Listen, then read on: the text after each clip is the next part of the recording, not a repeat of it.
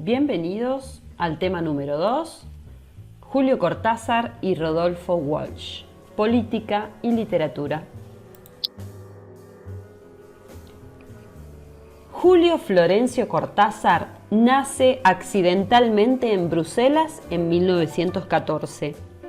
Su padre era funcionario de la Embajada de Argentina en Bélgica y se desempeñaba como agregado comercial. Hacia fines de la Primera Guerra Mundial, los Cortázar viven en Suiza y luego en Barcelona. Cuando Julio cumple 4 años, vuelven a la Argentina y pasa el resto de su infancia en Banfield, en el sur del Gran Buenos Aires. Realiza estudios de letras y de magisterio. Consigue su título de maestro normal en 1932 y de profesor en letras en 1935. Trabaja como docente en varias ciudades del interior de la Argentina. Se traslada a Mendoza, donde brinda cursos de literatura francesa en la universidad. Participa en manifestaciones antiperonistas y cuando Perón asume el poder, renuncia a su cátedra y regresa a Buenos Aires. En 1948 obtiene el título de traductor oficial de inglés y francés en solo 9 meses y recibe una beca para trabajar en Francia como traductor para la UNESCO. En 1951 fija su residencia definitiva en París, desde donde desarrolló una obra literaria única dentro de la lengua castellana. Dedicó su vida a viajar. Realiza traducciones de Edgar Allan Poe que influyen en su obra, especialmente en su colección de relatos llamado Bestiario de 1951.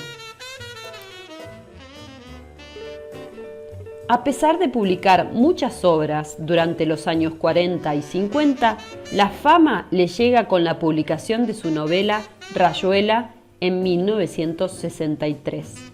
Esta obra conmocionó el panorama cultural de su tiempo y marcó un antes y un después dentro de la narrativa contemporánea. Destacó por sus obras de género almanaque, donde mezcla narrativa, crónica, poesía y ensayo, como sucede por ejemplo en La Vuelta al Día en 80 Mundos y en 62 Modelo para Armar. Realiza su primer viaje a Cuba en 1961.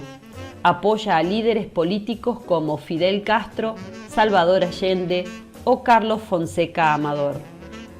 Forma parte del Tribunal Internacional Russell, que estudiaba las violaciones de derechos humanos en Hispanoamérica. En su Libro de Manuel de 1973 queda reflejada parte de su compromiso político. En 1983, cuando retorna a la democracia en la Argentina, Cortázar hace un último viaje a su patria, donde fue recibido cálidamente por sus admiradores. Después de visitar a varios amigos, regresa a París y poco después Mitterrand le otorga la nacionalidad francesa. El 12 de febrero de 1984 muere en París a causa de una leucemia. Ese mismo año recibe el Premio Konex de Honor en la Argentina. Julio Cortázar es uno de los escritores argentinos más importantes de todos los tiempos. Algunas de sus obras fueron Bestiario, Final del Juego, Las Armas Secretas, Todos los Fuegos el Fuego, Octaedro, Queremos tanto a Glenda, La Otra Orilla, Rayuela, 62 Modelo para Armar, Los Premios, Libro de Manuel y otros.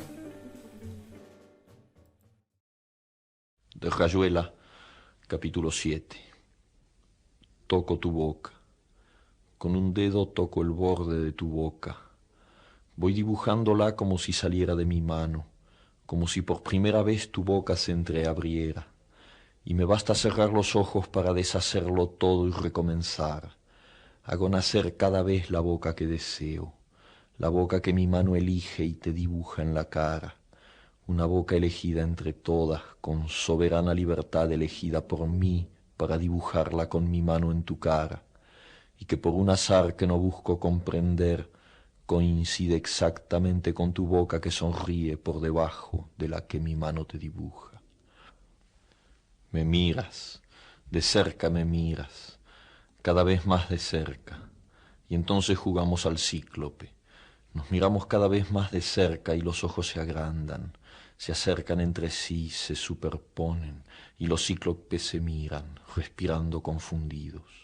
Las bocas se encuentran y luchan tibiamente, mordiéndose con los labios, apoyando apenas la lengua en los dientes, jugando en sus recintos donde un aire pesado va y viene con un perfume viejo y un silencio. Entonces mis manos buscan hundirse en tu pelo, acariciar lentamente la profundidad de tu pelo mientras nos besamos, como si tuviéramos la boca llena de flores o de peces, de movimientos vivos, de fragancia oscura. Y si nos mordemos el dolor es dulce, y si nos ahogamos en un breve y terrible absorber simultáneo del aliento, esa instantánea muerte es bella, y hay una sola saliva y un solo sabor a fruta madura, y yo te siento temblar contra mí como una luna en el agua.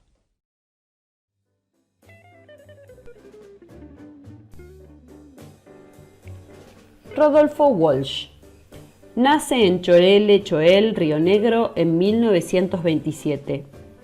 Fue periodista, escritor y traductor. En 1941 llegó a Buenos Aires para realizar sus estudios secundarios. Cursó 2 años de la carrera de Letras en la Universidad de La Plata, pero abandonó para trabajar. Fue oficinista de un frigorífico, obrero, lavacopas, vendedor de antigüedades y limpiador de ventanas. Consiguió empleo como corrector de pruebas y traductor y comenzó a publicar cuentos y antologías. Publicó 10 cuentos policiales argentinos y Variaciones en Rojo en 1953 y preparó antologías de autores nacionales del género policial, 10 cuentos policiales argentinos y Antología del Cuento Extraño. Escribió además celebradas obras de investigación periodística, Operación Masacre de 1957, ¿Quién mató a Rosendo de 1969 y El caso Satanowski de 1973. Fue uno de los fundadores de la agencia cubana de noticias Prensa Libre. A su regreso escribió los cuentos de Los oficios terrestres en 1965 y Un kilo de oro, y las obras de teatro La Granada y La Batalla.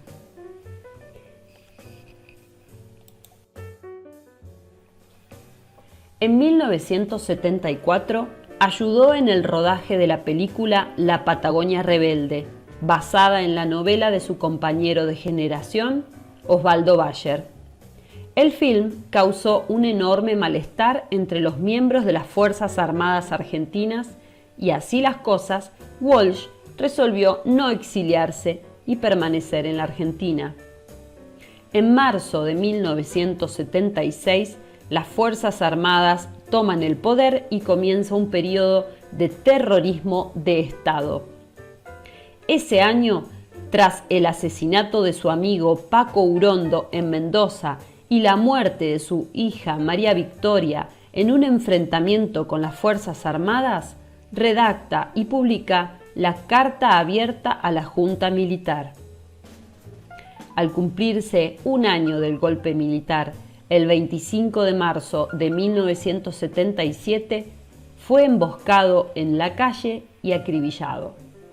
Su cuerpo moribundo fue secuestrado y presumiblemente asesinado, aunque nunca se encontró su cadáver.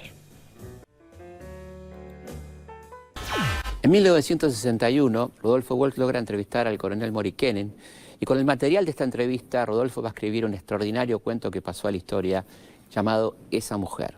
Vamos a escuchar entonces a Rodolfo leyendo, la voz de Rodolfo leyendo este cuento, ilustrado con las imágenes de la película de María Seoane sobre Eva Perón. En 1961 fui rumbo a una cita para descifrar un enigma. El mayor, el más oscuro, el de esa mujer. El coronel elogia mi puntualidad. Es puntual como los alemanes, dice. O como los ingleses. El coronel tiene apellido alemán. Si me hubiera llamado unos años atrás, lo habría mandado a fusilar. ¿Y por qué ahora me recibió? Porque son miserables, no saben lo que yo hice por ellos. Esa mujer, le oigo murmurar, estaba desnuda en el ataúd y parecía una virgen. La piel se le había vuelto transparente, se veían las metástasis del cáncer, como esos dibujitos que uno hace en una ventanilla mojada. El coronel bebe, es duro. Desnuda, dice. Éramos 4 o 5 y no queríamos mirarnos. Estaba ese capitán de navío y el gallego que la embalsamó y no me acuerdo quién más. Y cuando la sacamos del ataúd, el coronel se pasa la mano por la frente. Cuando la sacamos, ese gallego asqueroso. Las largas noches de insomnio. La escondieron en los lugares más oscuros. Cuevas militares, calles desconocidas, entre bambalinas, bajo puentes y pozos, y hasta en la casa de un marino. Y mientras salgo derrotado, pensando que tendré que volver, o que no volveré nunca, mientras mi dedo índice inicia ya ese infatigable itinerario por los mapas, uniendo isolletas, probabilidades, complicidades, mientras sé que ya no me interesa, y que justamente no moveré un dedo, ni siquiera en un mapa, la voz del coronel me alcanza como una revelación. Es mía, dice simplemente.